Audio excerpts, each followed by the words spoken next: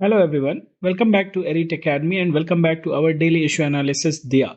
So today again we are going to discuss very important topic from the current affairs, and today's topic is very important from international relation point of view and GS2. Okay, in GS2 we have the syllabus of international relation where we read about multilateral forums. So we have taken one topic from there. So let's start our discussion. So today we have taken this topic of G20, and why we are discussing this, because you must have come across this on 25th of August, heading the G20 and New Delhi's choice. So basically India would be taking over the presidency of G20 nation for the first time from December 1st, 2022 at to November 30, 2023. So starting from December this year and ending in next year November. Okay, so this time till now, till December, the G20 presidency is with Indonesia. So meeting is happening in Indonesia, and we would be conducting it next year. So all the G20 summits in India will happen in 2023. So this is in news. Also, you must have come across this news in Indian Express where it was written that interministerial secretaries to finalize the calendar for G20 meetings on August 17. So basically with the G20 presidency for 1 year, lot of meetings will happen and it will be across 53 cities. As you can see, is of critical importance.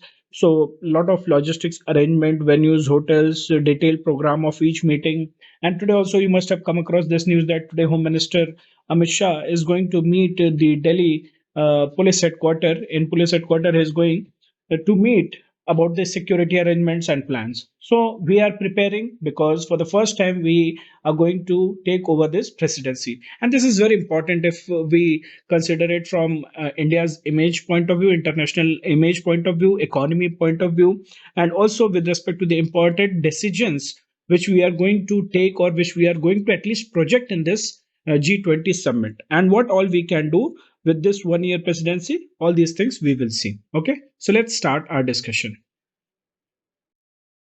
So now let's understand first what is G20. So if we talk about G20, it is the intergovernmental forum which was started in 1999.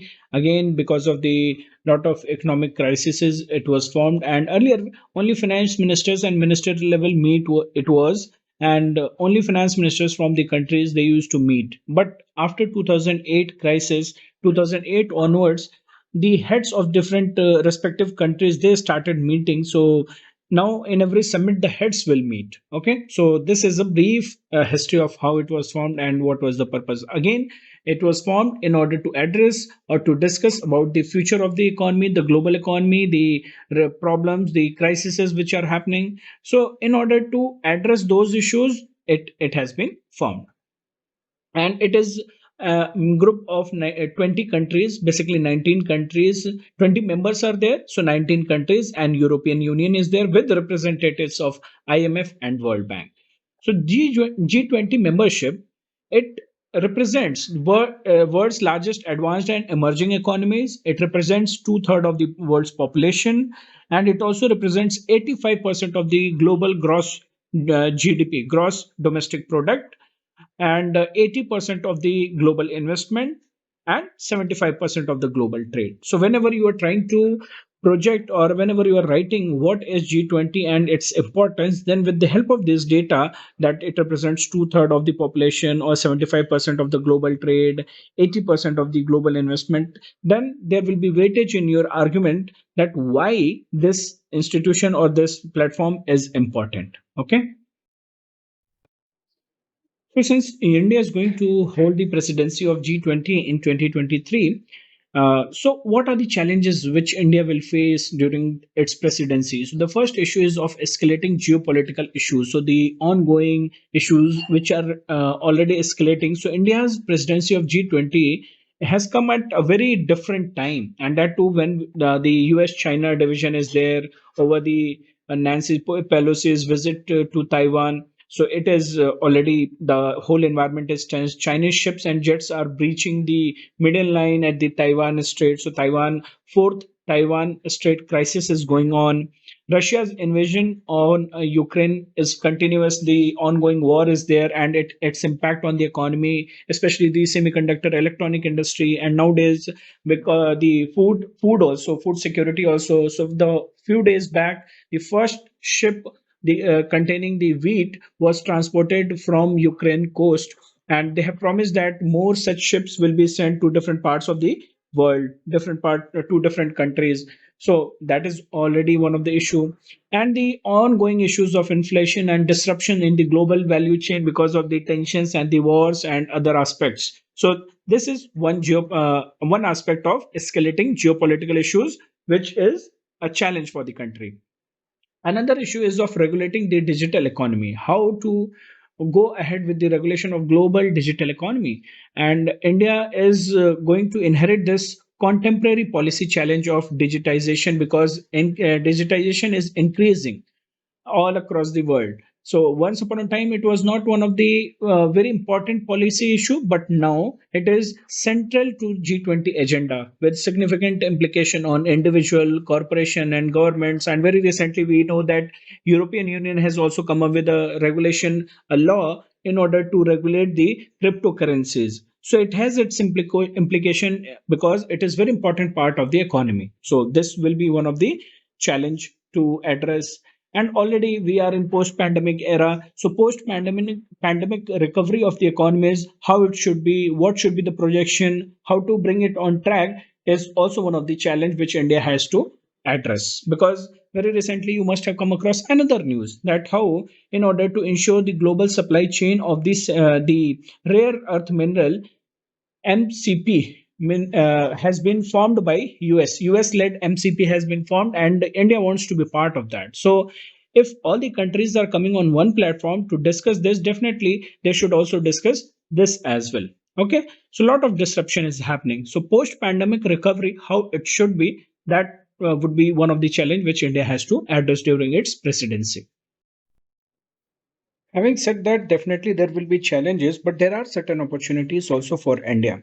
So, starting with the first opportunity, India can showcase its leadership potential. So, when we talk about leadership potential, it means that in G20, we know that already it is very important because international groupings, it brings international groupings under its umbrella. All the five permanent members of UNSC or G7 members, all members will be there, all BRICS countries will be there.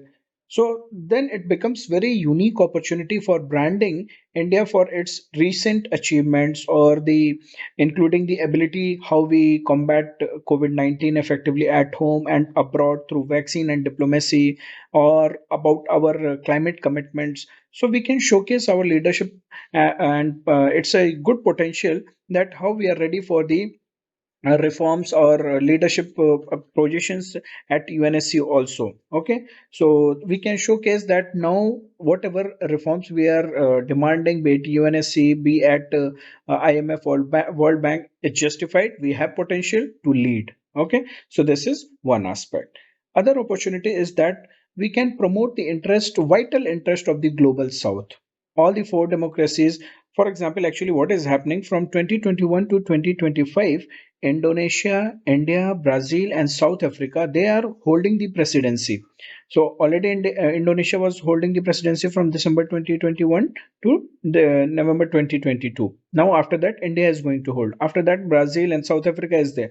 So in these 4 years, the four democracies who are on the path of becoming powerful economic players, they are holding this presidency. So we have a chance to promote the interest of the global South. This is a rare opportunity where we can show the solidarity to advance the interest of the developing world, and we can assert they combined this through combined leadership of the global South. So this is another aspect of the opportunity. Next is we can ensure a strategic retreat of Russia and Ukraine. Given that India has a strong relationship with both West and Russia, and the two are engaging only through the currencies of war and weapons. So the importance of India here is that India can play a very good role of mediator to bring both out of the stalemate, and cannot be understated. So we cannot understate this India's role. This will be definitely a biggest challenge to do, but if successful, this will be the greatest outcome of India's G20 presidency, and it would have delivered what the entire Security Council or United Nations has failed to do. So here India needs to think creatively, we need to think sensitively that what all diplomatic tools we can use to nudge both West and Russia so that Ukraine and Russia retreat from the battleground in Ukraine. So this is in fact a very good opportunity, and India is known for this value system. So let's see what happens. Let we will discuss now other opportunities. Another set of opportunities which is there for India is the first one being the addressing global inflation. So what is happening at present? The high prices, we already know if there is inflation, then it leads to political instability. So for every country, inflation, controlling inflation matters a lot. Okay, so containing prices at any cost is economic necessity and is equally political priority as well. So this is very good opportunity that India can project for or can target for controlling, addressing the global inflation. So at present, if we talk about, so the inflation is somewhere around 7.5 to 10% in most of the G20 countries where central banks are constantly increasing the interest rate. So what is happening with this? The cost of doing business across the country, it is becoming very difficult. And thus what will happen? It will slow down the investment. So it is not going to, and if it is the situation, then it is not going to help the economies. So what India needs to do? India needs to set the controlling inflation as one of the G20 agenda, which will help in the supply chain, be it food supply chain or addressing the immediate food shortages to contain the inflation. Okay, so here this is one of the aspect. Also, another aspect which is opportunity for India is India can ensure African Union's membership in G20. So AU is African Union's membership, African Union. So what is happening at present? The G20 countries here the world's major developed and developing economies are there. So we have already discussed that 85% of global GDP is there and two-thirds of world population is there, but it is leaving out Africa, which represents around 1.37 billion people and is the world's eighth largest economy. So, from decision making table, such eighth largest economy is missing, which comprises of 54 nations. Okay, and for India specifically, if we talk about Africa is very important. Africa's development is very important, and Africa's development is one of the foreign policy goal for India, and it is also a prerequisite if the world is has to become truly multipolar in today's setup. Okay, so we need to find out more pragmatic solutions where or the ways of collaboration where African Union can be engaged. Okay, because now if we talk about resource point of view or rising economy point of view, then African Union plays very important. The continent Africa plays very important role. So here, India should try that how African Union can be formally admitted to G20 as a permanent full-time member, thereby making G20 as G21. So this is one of the aspect. Another opportunity which is there in front of India, which India can capitalize, is that India can enhance the engagement of G20 with other regional forums. So whenever we talk about regional forums, so here we can take the regional forum like ASEAN, SAARC, or for that matter, African Union Development Agency is there, so we can mainstream the needs of the emerging, developing, and vulnerable region. And with G20 collaboration, we will get a direction as well. So thus G20's engagement with such organization can be very fruitful. So this is also one aspect of the opportunity. Now we will discuss another set of challenges. So the next challenge is of low level indigenization is there and we are dependent upon imports. So we have already seen that of the total defense production, only 40% is being produced within the country and 60% we are importing. And if we this shows our dependency of the on the foreign suppliers for military hardware. And there is a data by Stockholm International Peace Research Institute, SIPRI, that is the Stockholm International Peace Research Institute. So it reported that India was the second largest importer of major arms in 20 between this period of 2014 to 2018, and it accounted for approx 10% of the global total and of the arms import which is happening. Okay, so this data is highlighting about our domestic capabilities, indigenization, and our dependency on the foreign players. Next issue is of delay in acquisition process. So already we have discussed that what, or we all know the status of Rafael deal, जिसका जिसके लिए इतना बवाल हुआ, इतनी tension हुई और कितना डिले हो रहा है. So delay in acquisition process. So there is a problem of inadequacy of funds, blacklisting of several defense manufacturers, and definitely how should we forget about the bureaucratic red tapeism, जिसकी वजह से acquisition process on the whole gets delayed. Okay, so our defense procurement projects worth rupees 1,50,000 crore have been accorded as acceptance of necessity. So India government has given in principle approval to a project of defense procurement worth 1,50,000 crore. But the problem is that it will take another 5 years before we get the deliveries of the weapons. So that way, this delay in acquisition process is happening and it affects the capability and it's give a serious blow to the capability. Next issue is of ordnance factories are there. So constraint of ordnance factory board. So the ordnance factories, they are responsible basically for manufacturing of the weapons, bombs, vision equipments, but they are also struggling. There are constraints. Various constraints are there. First constraint itself is that there is no uniform demand from armed forces. Indian Army की कुछ और requirement है, Indian Navy is requires something else, Indian Air Force requires something else. So the demand as such is not uniform. Okay, and they also face the problem of meeting the strategic needs, or they face this problem of entering into long-term agreement with the dedicated vendors. So they add another set of challenges to the capability. Even though firms are there, factories are there, but they have their own set of problems. Now we will discuss about the effectiveness of the G20. So starting with the first achievement, one of the major achievement of G20 was the quick deployment of emergency funds during the 2008 global financial crisis. At that time, the world was struggling and the countries came together, and in order to revise the economic activity, they quickly deployed the emergency funds. Another aspect is that G20 has some success in tackling this pressing policy reforms related to tax evasion, tax challenges, or the issues related to the funds, or issues related to advanced pricing agreements or BEPS, base erosion, profit shifting issues. So, with the help of OECD and G20 has been able to come up with two pillar solution to address the tax challenges arising from the digitalization of the economy. And they propose that the multinational companies need to pay minimum 50% tax rate across 137 countries. While G20 cannot, however, regulate such an agreement, but yeah, leadership was able to provide the direction. So if you have watched my video before prelims, there I have discussed this question, this topic of two pillar solution, because this was asked by UPSC in other exams. So there we have discussed about two pillar solution, what it is, what is the purpose. So they are talking about the because of the digitalization, the multinational companies, they need to pay minimum 15% tax rate.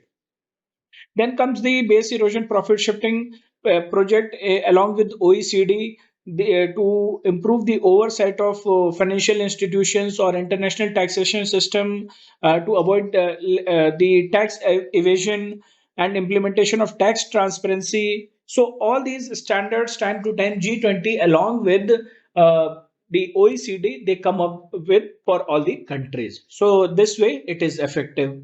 Another aspect is of addressing the climate issues. So in 2021, that is November 2021, G20 summit, their leaders, they reflected, they showed the commitment to reach carbon neutrality by or around mid of this century. So they have adopted, they have declared this Rome Declaration, and earlier G20 Climate Risk Atlas was released, which provides crucial information about the climate scenario, information, data, future changes in climate across G20 countries. So, if we analyze from this point of view, then definitely G20 is effective, because all the we have seen with the help of data that how all the countries, important countries, are here.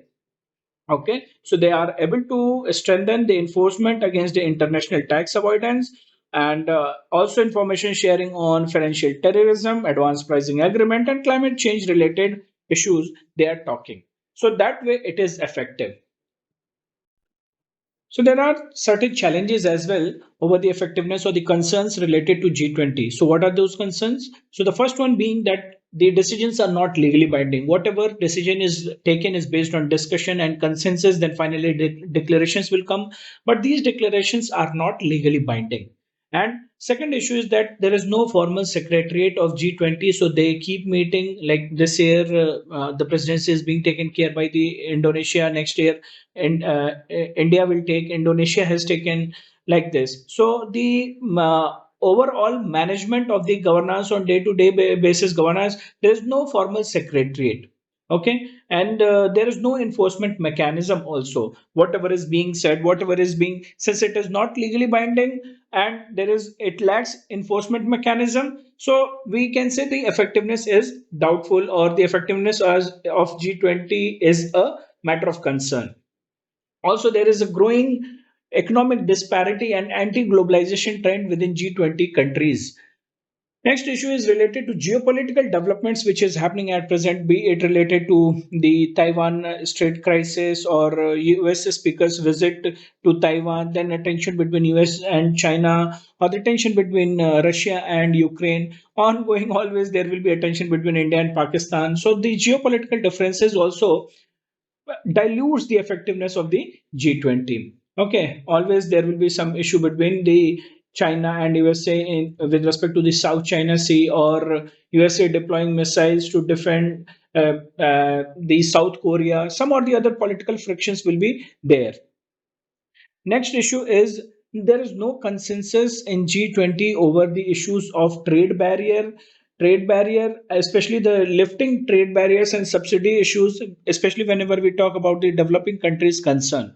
Also, there are regional trade blocs formation is happening with more emphasis on the new issues such as IPR, labor, environmental laws, which excludes G20 economies like India. Next issue is related to there have been instances where the summits of the G20 have failed. So, if we talk about the initial meeting, it was held in Washington 2008, just after the collapse of Lehman Brothers. Then in London, April 2009, where the rescue program was announced. But since then, nothing has much has happened. For example, this Brisbane 2014 summit was held, and there the pledge was taken to lift the global growth by 2%. Global growth by 2% more, but till now we have not achieved anything. Not much has been done. So if we analyze all these aspects of legally binding, formal secretariat to take decisions on the day-to-day basis, or to formally organize the structure, enforcement mechanism, disparity because developed countries are also there, developing countries are also there, geopolitical differences, again and again some or the other geopolitical differences will be there. The issues of IPR, USA wants very strong IPR, but countries like developing countries like India and Brazil, they have their own concern. And especially in post pandemic era, we need to have more further, we need to have a liberal regime, so we cannot go ahead with such a strict IPR and failed summit. So if you summarize all these things and if you fit the content, then you will get very good understanding over the effectiveness of the or the challenges of G20 overall. So this is about G20.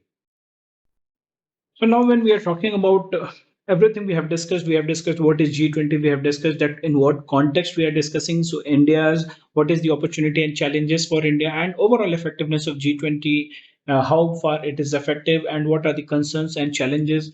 Now definitely we should know about the way forward as well, because then only our answer will be complete. So whenever you're talking about the G20 as a summit, G20 as a grouping, so you talk about they should represent in true sense the multipolar world, because in today's world we are not in a bipolar era. So multipolar world. So here we are talking about the true representation of the countries from Africa. 54 countries, they are not on the table. So true representation should be there. And whenever we are talking about true representation, it is not only within G20, but also G20 should aspire or should push for the true representation in United Nations and other financial institutions like World Bank and IMF. So here we are saying that how G20 can represent or can present this case of the reforms which are due for the representation of developing and least developed or poor developed countries in the United Nations or the financial institution. So there you talk about this. Also, the second issue you have to talk about that COVID-19 has given us a lot of learning that whatever we are doing, be it economy or we are fighting over petty issues, and there is tension between the countries, border issues are there. But COVID-19 has given a learning that after all, we all are human. So one pandemic, one situation can unite us over, we can forget our all our enmity. Then why cannot we be united? So why do we fight over border issues, over few inches, few kilometers of land? So COVID-19 learning we should incorporate, and we should come together and we should show the solidarity in order to address the challenges which are there waiting for us. So challenges like climate change. So we need to take climate action in order to control the global rise of the temperature. So the target is that we have to control the rise of temperature within 1.5 degrees centigrade. So here now it is the responsibility of every country to focus upon their nationally determined contribution and to achieve the carbon neutrality as soon as possible. So G20 becomes very important here because the developed countries are also there, developing countries are also there. So the commitment, if we say, then on the lines of commitment, we can enforce this. Okay, so developed countries, as on all the platform, we keep saying that they should take more responsibility as they are capable. So be it of finances, be it of technology transfer, they should take responsibilities. So again, G20 can be very vocal, or it can provide a platform for such commitments. Next is the issues related to bridging the differences. We talk about whatever geopolitical tensions are going on, be it the war between Russia and Ukraine or the differences over the sovereignty matters in China and Taiwan. So why such differences are deterring us to come together on platform for our economy, for our people? So we are thinking beyond our people. Okay, we are thinking beyond our above our citizens, be it India, Pakistan also. So we need to bridge the differences between the countries so that we can work on other pressing issues of pandemic or the climate change or the refugee crisis. There are so many issues to address upon. Okay, and in the end, you talk about the immediate concern should be fixing the global supply chain disruption. We need to fix, be it related to food security or medicines, because IPR issues are also there. So we need to fix the global supply chain disruption, which has happened because of pandemic, which has happened because of the differences between the countries. So we need to fix them so that together we can fight the issue of inflation, global inflation, or the food security problem. So you mentioned all the major challenges that how we can utilize them as an opportunity and work on them. So this can be a way forward for us. Okay. So hope you enjoyed the discussion. You hope you got very good point. So always whenever you are reading anything, you just try to think that how you can analyze, how you can use it for the exam, answer writing point of view, your essay point of view, your optional point of view. Then only you are doing a true preparation. Otherwise we are just wasting our time. Okay, preparation is never about prelims only or mains only. It is about what is the need of the exam. We should prepare according to that. Okay guys, so hope you all had fun time, got good knowledge. Do take care of your revision because that is the most important aspect. So you'll get the notes of the whatever they are topics we are discussing in our Telegram channel. So if you have not joined, please join it. The link is there in the description box. And let us know if you want us to specifically discuss any topic from the current affairs. So we will consider that as well. So let's spool and let us know. Okay. Okay, guys, take care. We'll meet in the next video. Bye bye.